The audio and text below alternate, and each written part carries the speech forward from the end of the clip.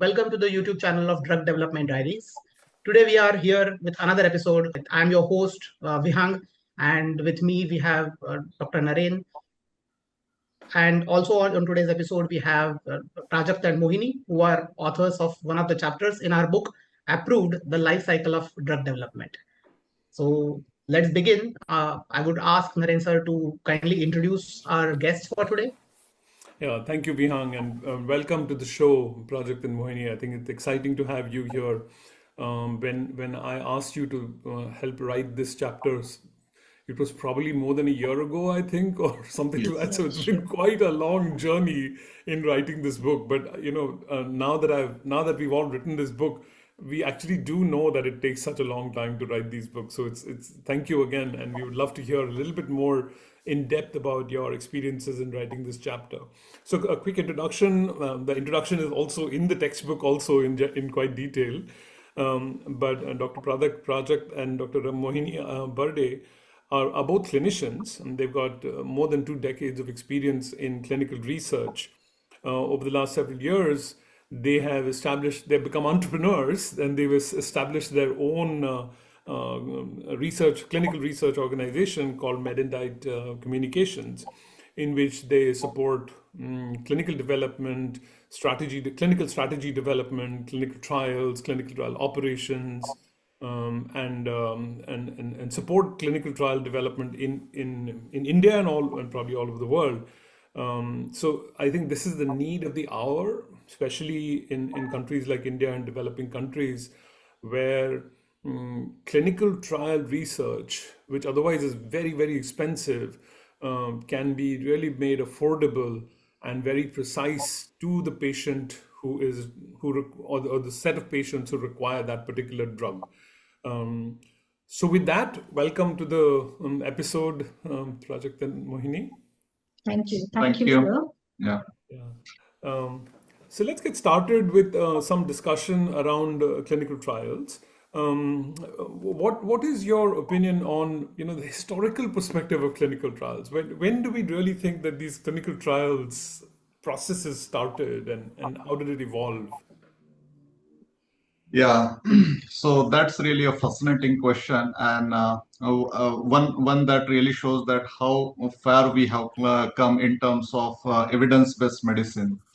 Historically, if you really look at, you will see that there are anecdotal evidences which suggest that there are therapies evaluated in Ayurveda, Greek medicines, and multiple therapies, and they have evaluated overall therapies and outcome of the therapies. But the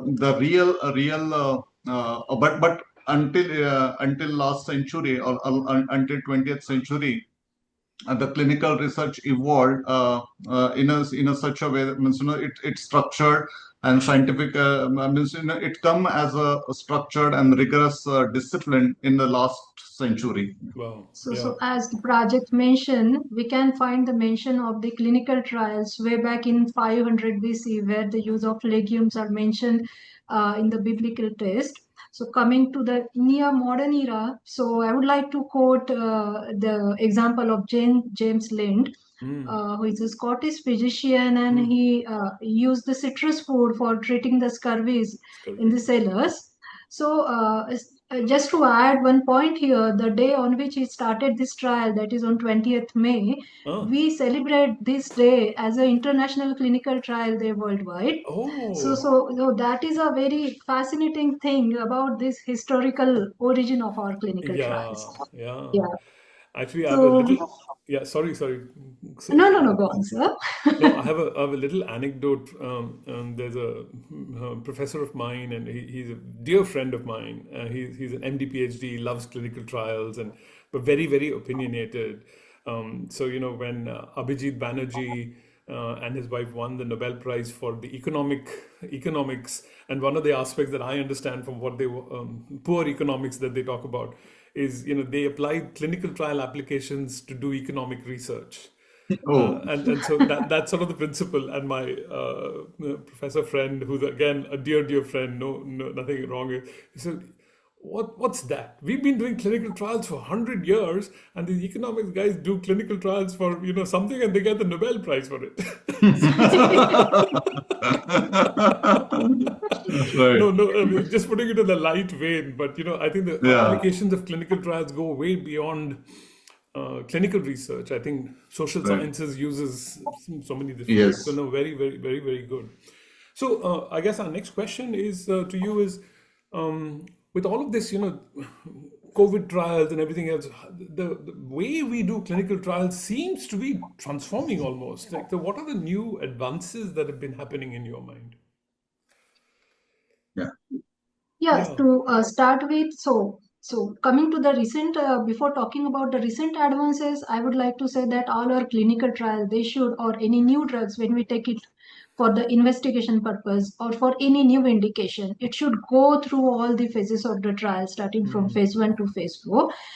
It should get tested in some few patients to understand the safety, and then in some more number of patients to understand the efficacy, and then in a large thousands of patients where we test that drug under some controlled environment, comparing with the standard therapy available in the market, so that it should get a regulatory approval and should come in the market. Correct. Also, it should follow the path of testing after it comes into the market, which we called as the post-marketing surveillance trials, where the medicine or the drug get tested in a real world, like in a clinical setup, where the in clinical trials we test the drug under a specific environment or the fixed environment, but when it comes in a market, it is in a clinical practice, n number of patients get introduced to the drug, and we get a very new safety data there. Correct. So it is very essential first to test the drug through, or it should pass through all these phases of the trial.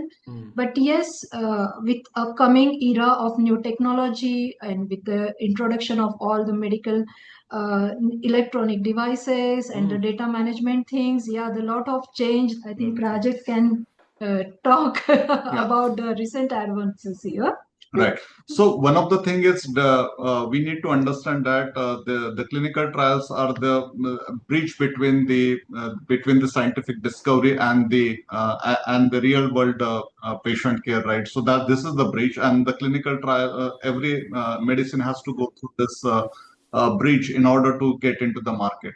Now, when we talk about what is the recent which is happens with respect to clinical trials, we can see that there is a lot of adaptive designs, or the speed of the clinical development has definitely increased, and a lot of complexities of the complex molecules, genetic molecules, or maybe the targeted therapies which are coming up. So definitely that requires a complex development as well as the speed of the development, right? So there are a lot of adaptive designs which are coming up.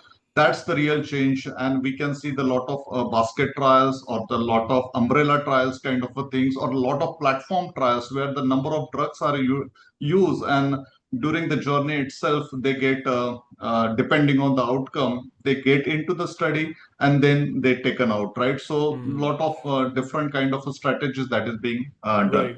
Can The you? another Oh, sorry. Can you share some example of a what kind of a design applied to what kind of drug or therapeutic area? Is there some example that you can share? Absolutely. So if you really look at and definitely when I say the umbrella trials, it means that the one drug is actually utilized for the multiple indications depending on the biomarker, right? Yes. So Yes. sorry, that's the Yeah. basket trials. So Yeah. specifically, we are looking for one molecule for a multiple Indications. indications depending on the biomarker, right? Or Correct. Correct. basically molecular changes. And I would like to give a good example of the olaparib, right? Or the PARP inhibitors. So Yes. the PARP inhibitors, because of its ability to further make a deletion, or basically it avoid the double strand structure breakup. So that's Correct. how actually it help in terms of cancer treatment. Right. Now, These PARP inhibitors can be used in the breast cancer, it can be used in ovarian cancer, or it can be used in the pancreatic cancers if the patient is having a BRCA mutation, right? So if the patient is having a BRCA mutations, then definitely there is already defect in the genes, and if the PARP inhibitors are given, then definitely they cannot do a double what we can say, sorry, they cannot make a genetic repair, right? Or Change, yeah. double strand break, which happens, that Correct. cannot get repaired, right? So that's how Right. the PARP inhibitors work.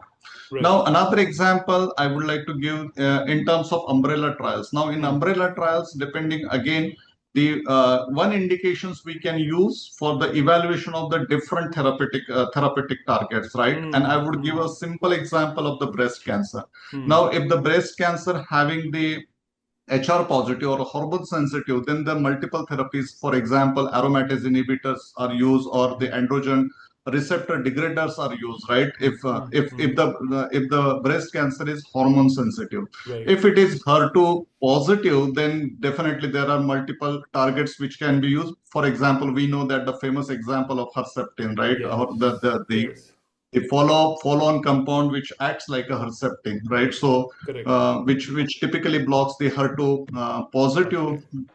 target. And if we have seen that if there is no HR positive or HER2 negative, and if it is a triple negative breast cancer, then some targeted therapies can be used, right? So Yeah. different one indication, but depending on the depending on the status of the disease, the different therapies can be Different. evaluated, So right? umbrella Yeah, and basket trials. No, thank you for yeah, sharing that. Yeah. yeah.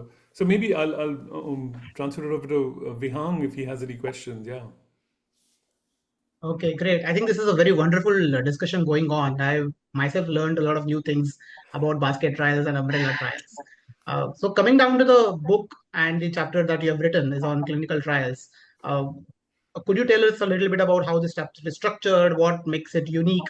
How is it different from standard textbooks that are available around for students and professionals to read? Yeah, so answer your question, Vihan, the overall structure of the chapter is very simple. So, and it is very, very student friendly or the researchers friendly. So it start with, like we discussed here, it start with the historical perspective, ethical and regulatory perspective. Then we have discussed a lot of types of clinical trials, phases of clinical trials, then the type of study designs. We had also talked about a basic thing like blinding, at randomization, and the more recent things like what are the adaptive designs, umbrella trials, master protocols, and specifically some sections we covered here. They are like what is meant by N of 1 trials. Yeah. We talked about the real world evidence studies, the use of biomarkers, and even we have talked about the role of artificial intelligence and the machine learning in short in our chapter. So to answer your question, what make it different? So it has followed more pragmatic approach, followed more pragmatic approach while writing this chapter.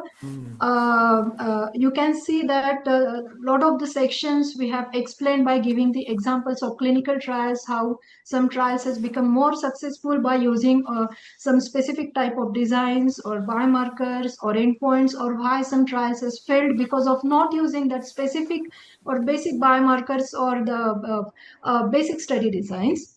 So to I would like to say that it is a bridge which acts between academic knowledge and the industry practices. Wow. So Great. yeah. So we have discussed about a lot of things by giving the real world evidence or the studies or which has really conducted and are successful here. So, in nutshell, we try to provide a very complex subject of the complex clinical studies with some examples, so that the authors of so in order to the readers can understand the complexity, but still understand how to navigate with this thing, right? So definitely we try to add the fundamentals of the clinical research with the nuances and try to give a little different perspective, and that's how this chapter is different from the traditional textbook that we have, right? Which typically talks about the definitions and the typical types of the studies, but without giving understanding that how the studies are actually carried out and what kind of complexities or what kind of challenges that we face during the conduct of the study. And another important aspect we try to add is more weightage we try to give from the medical perspective point of view, right? How to design, select a specific doses while during the journey of the clinical development, how to take a development from one stage to the next stage, depending on the emerging efficacy and the safety data, right? So all those things we try to add. And that's how we think that this chapter makes slightly different from the traditional textbook that generally talks about. Just try to bridge, as I say, not just giving the knowledge, but to attach it with industry practice or the studies we read every day in all our journals, medical journals. Amazing, amazing. That sounds really great. I'm sure it will be a wonderful resource for every student or a mid-career professional to learn new things and make a good career in this thing. So I would like to ask further, how was your experience in writing? Because I learned, I mean, I know you're already running a company which is a consultancy company, and there is a lot of writing involved in your regular jobs as well. But I think writing a chapter is quite different from what you do as a writing on a regular basis. So, how was your experience, and tell us a bit more about that? Sure. So when we start the chapter, we first think that try to understand that what this chapter can offer to the readers, right? So definitely there is a lot of material which is already available in a public domain, right? But what this chapter or overall this particular exercise will add value to the readers, right? And from that perspective, we try to understand that every point, right? We try to discuss internally first and understand that how this will help in terms of real clinical development, right? So that's the way we try to figure out, and we try to translate that in a writing, right? So definitely, if you really ask me, we actually try to get real time examples and try to get into the writing mode, right? So that's a different approach here that we use. Definitely, there is a lot of collaborations we try to do, and here the real help from the collaborators from Mohini comes into picture, because every point that we try to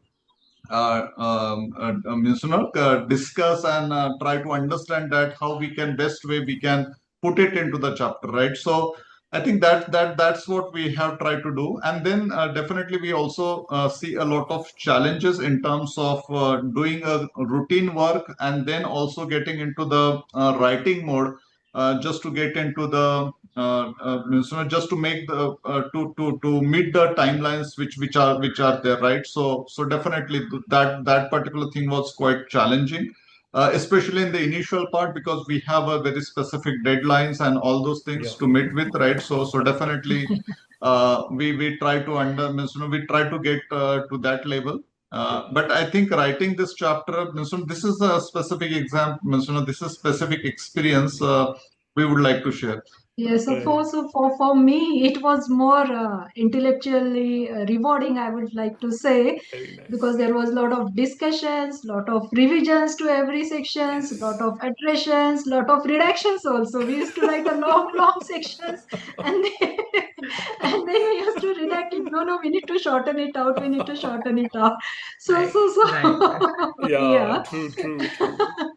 So I would really like to say that it was intellectually rewarding for me.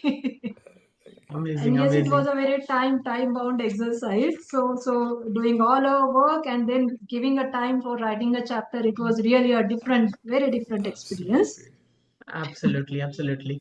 So, overall, what advice will you give to students or young professionals who are looking forward to having a career in clinical research? Right. So it's really a great question, and I must say that the clinical research is the very exciting and revolving, evolving field kind of a thing, right? And definitely there are a lot of ways to make a career in a clinical research. What I will advise is as a young clinical researchers, they get into the each mode of the clinical research. So there are a lot of segments of clinical development. For example, the data management, pharmacovigilance, clinical operations, and a lot many there's, right? So my advice would be just to understand each things first, and then understand that which is most suited for, or which is most fascinating for you, right? So that's the way to look at the clinical research and then build on that, right? So that's the way I'm looking at. Definitely, there are a lot of resources available, and clinical research is such a vast that you can just pick up any article and understand thoroughly that why these particular studies are done, and understand that what would be the utility of this particular data moving forward, or the next level of the development, right? So that's the way you need to look at the things, right? So just understand, look at the resources and understand that why this is being done. The third important advice is the collaboration, right? So collaboration is one of the important thing in a clinical development. You would see that, as I mentioned, there are a lot of segments in the clinical development, and one cannot actually focus on each of the things, right? So you need to interact. There is a cross-functional discussions that needs to happen, and you need to be a part of that, just to understand the process, just to take out the meaningful information from that, right? So you need to have that kind of mindset of, I would say, the collaborators mindset, to give some information, at the same time understand the utility of that information from others, right? So this is the third important point I would like to say. And the last one I would like to say before I pass on to Mohini is the networking, right? So definitely we cannot ignore the power of the networking, right? And we know that the lot of knowledge and the lot of resourceful things that happens only through the networking, right? So participate in the multiple conferences, get interactions with your mentors, collaborators, and try to get reach out to there, right? And that's how actually you will build your presence in the industry, right? So these are the some of the tips, Mohini. Yes, yeah, exactly. So same thing I would like to emphasize, that one should not say that this job is small or this job is a big. One should start with a supportive role, can take a role of coordinator or data manager or any role in the clinical operations. So focus should be on the continuous learning. So without a continuous learning, without gaining the knowledge, everything is in vain. And as projects say, networking, like attending the workshops, attending a lot of conferences and doing some internships, fellowships. They are very, very much important for gaining all this knowledge, because all the recent advances, what is happening in the field, in every field. If you see in the medical field, you will get a vast knowledge if you attend, say, like a pediatric conference somewhere, or then you go and attend some, like, say, a dermatology conference. So there is a very, very vast knowledge is there, and you have to go and accumulate Get it. You it. need to learn it continuously, and then only you will progress. Yeah. And Absolutely, yeah. if I may allow, there is one of important aspects that clinical researcher needs to have, right? So clinical research is a very lengthy and the long process, right? So definitely one need to have a mindset of patience, precision, and resilience, right? So Right, right. and another important thing that we need to understand that the things which the way it is planned need not necessarily that it will go in that direction, right? So a lot of clinical trials come with a negative outcome, a lot of Hmm. the so and so during the development there will be a lot of unexpected things can happen, so you need to Right, be right. ready with that, right? So I think Yeah. Prepare for having that. that Yeah. mindset is important, but at the end of the day we need to understand that whatever the activity that we are doing, that is mainly our target audience is the patients, and we are catering to the patients, right? So overall we are doing some meaningful job here, and our target audience is the patients in large, right? So Yeah. so that's the way we need to look at this thing. So it is not just about learning how to collect the data or how to conduct the clinical operations. It is about how we improve the life of patients. Absolutely. So true. So true. Yeah. Yeah, yeah. Yeah. Very true, very true. I mean, you could be playing a very small role somewhere, but at the same time, you're catering to a large patient population. So I think it's a great feeling, and I really appreciate this point that you have made, that anybody who is starting their career should have that larger vision in mind rather than just thinking oh, I have to fill so many Excel sheets, I have to fill so many case reports, or Exactly. whatever it is. Yeah, yeah. So yeah, No, so at the end, over to you, sir. yeah, so at the end, thank you so much. First of all, a fantastic chapter that you have written, enormously informative, and I think the experiences that you've shared just now also are very good. I'll just tell you a little anecdote, another anecdote about the book that and some experiences when I first started thinking. Vihang and I were thinking about writing this book right in the beginning, probably January of 2024 or so. Um, my goal was to write about failure lessons from failures that people have faced Yes. Yeah, yeah. in their clinical trials, or whatever aspects of drug development. And unfortunately, many many of the people who I've asked to write the book cannot write about the failures because they're all still working in the companies. So they Right. actually can't write about failures. I think you have to be retired like me to be able to write Yeah, about failures. but yeah. So I think the uniqueness of this particular chapter is also is we try to discuss a lot of failures, right? Yeah, How the things yeah. failed, So right? that And is and why, and and of course the Yeah. successes is the one thing, but I think the failures also we discussed and how to navigate from that, right? So it may happen that you may see the failure in a specific study, but at the same time that also gives an opportunity to look at some other And indications and exactly, Absolutely. in a different way. So those are exactly. the Yeah. also things that we try to elaborate. Of course, it's a journey, It's a journey. No, thank and we you. need to look at multiple things, right? No, So yeah. yeah, I remember seeing some of that in your chapter, so that's why I mentioned it. Thank you so much yeah. again for coming to this podcast. It has been really insightful to hear a little bit more in depth about your experiences and your the way you approach this chapter. So thank you very much, and over to Vihang to close this podcast. Yeah, so wonderful discussion again. I again thank sir and ma'am for being a part of this episode today.